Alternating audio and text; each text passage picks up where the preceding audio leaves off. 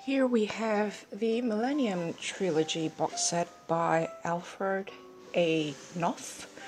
I hope I'm pronouncing Knopf correctly there. Is that logo with the dog. I think it's a greyhound, I'm not quite sure. I always think of it as a greyhound, never really inspected any closer, never really tried to find out.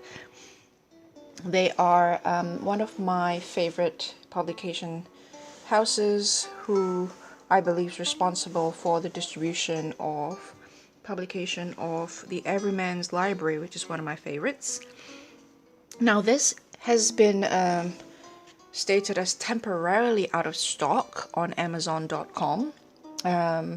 Not unavailable, and we don't know when it's going to come back. It's temporarily unavailable, so I'm not quite sure what that means exactly, but I'll put the link down below anyway in case they are bringing this back to market. So this consists of 3 books. The Girl with the Dragon Tattoo, which is the most famous, I suppose. It started it all, at least in the movies. The Girl Who Played with Fire and The Girl Who Kicked the Hornet's Nests. Also includes on Stieg Larsson a collection of previously unpublished essays about and correspondence with the author, it says here. I purchased this 8 years ago. 8 years ago in 2011. So I first was introduced to this, like a lot of people, through the movie, and in this case the original Swedish movie was the one that I saw. And I can highly recommend that you start with the original Swedish movie rather than the English speaking one. So this is bound here and covered, hardback covered with cloth, and stamped on is a red, I believe it's cotton, yellow.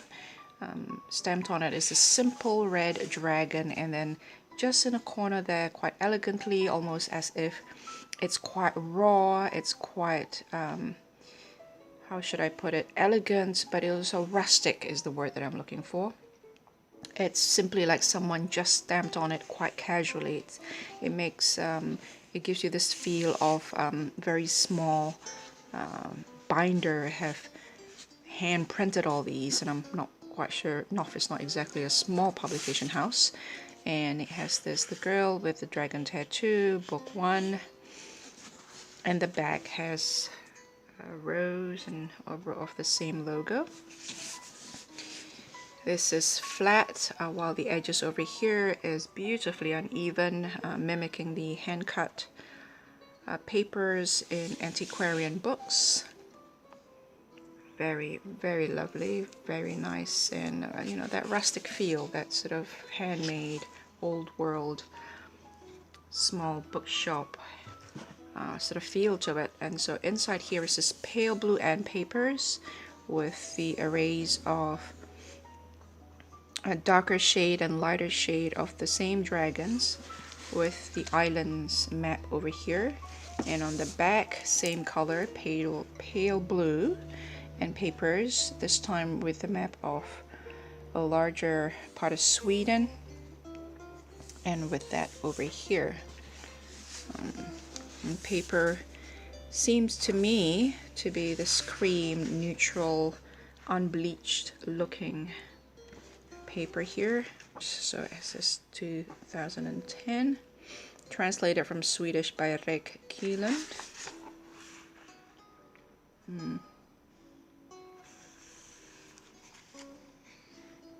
This is a registered trademark of Random House. Map of Hedeby Island, devised by Stieg Larsson and drawn by Emily Faccini. And paper map, copyright Emily Faccini.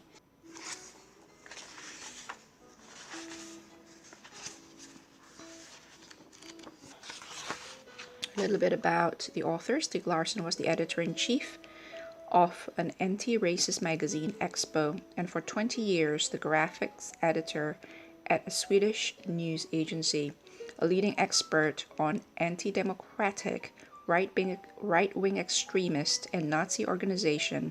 He died in 2004.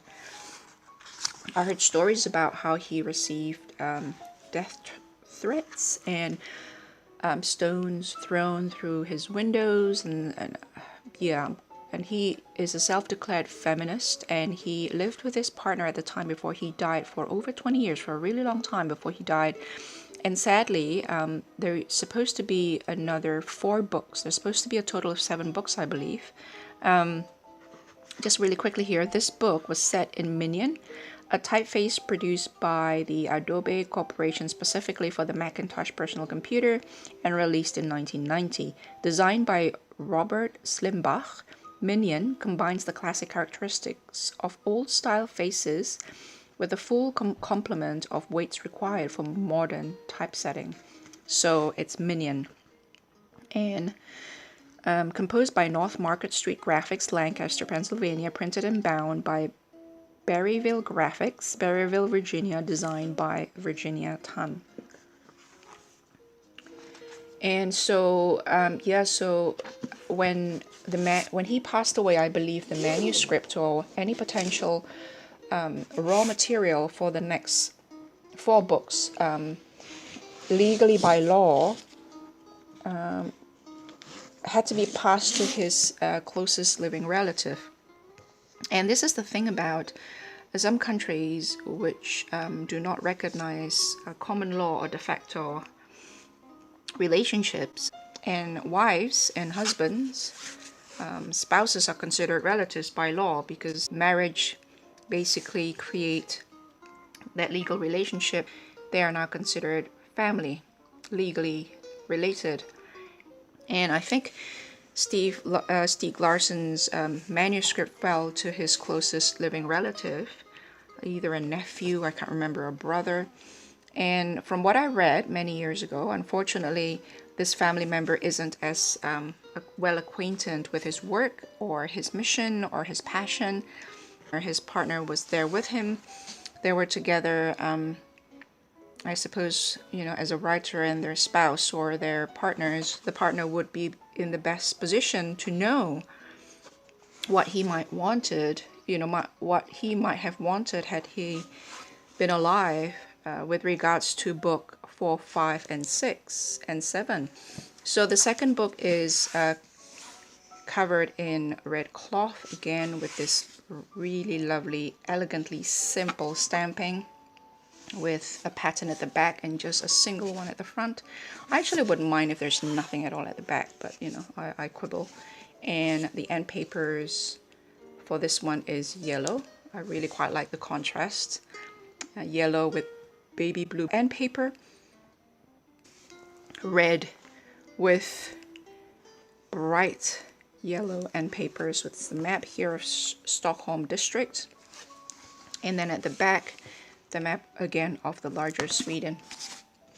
The third book is The Girl Who Kicked the Hornet's Nest, bound in blue cloth with hornets. Lovely, very hand-stamped feel just in the corner there, just simple randomly. This one here is in the center, and that one there is, as you can see at the bottom there, the center. And now here it just feels very random, very haphazard, but elegantly so, again with the beautifully uneven hand cut feel, edges up here but very even on top and at the bottom. The end papers this time is red.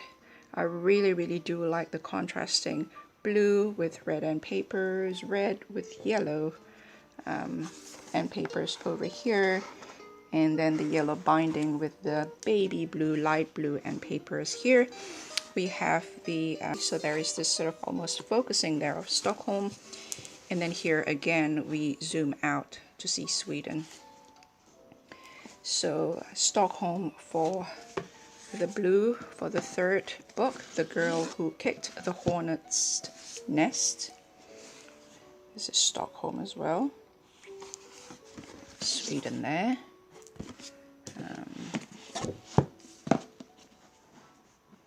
This is a different part of Stockholm. And in here, as you see, is the island, and the fourth book, which is the extra book. So again, this consists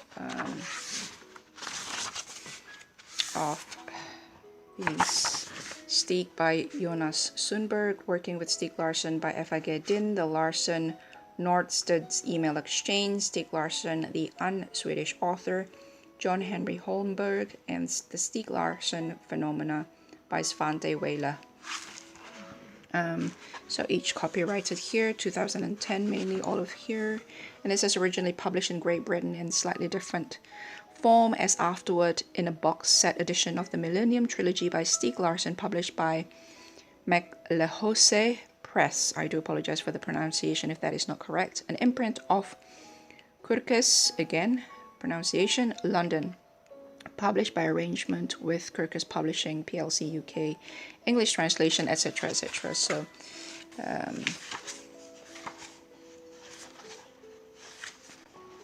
this is an email from Stieg Larsson. It's just like a voice from the grave almost, like he passed away, and it's very sad.